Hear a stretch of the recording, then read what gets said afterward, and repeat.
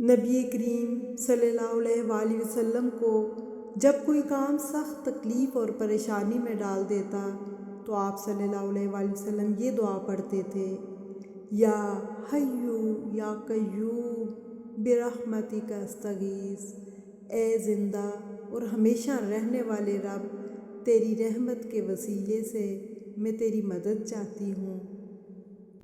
کیا آپ بھی کبھی شدید پریشانی میں مبتلا ہوئے ہیں؟ ایسے لمحے جب کوئی راستہ نظر نہ آئے۔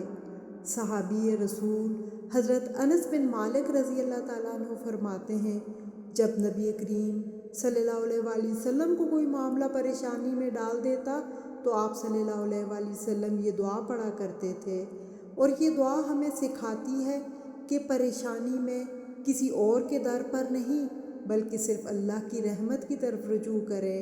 یہ حدیث جامع ترمذی کی ہے 3524۔ یہ مختصر سی دعا غم، پریشانی اور بے چینی کے لمحوں میں دل کو سکون عطا کرتی ہے۔ آج ہی اس دعا کو اپنی زندگی کا حصہ بنائیں۔ تمام پریشانیوں کا حل نبی کریم صلی اللہ علیہ وآلہ وسلم کی سکھائی ہوئی دعا آزمائیں، دل کو سکون ملے گا۔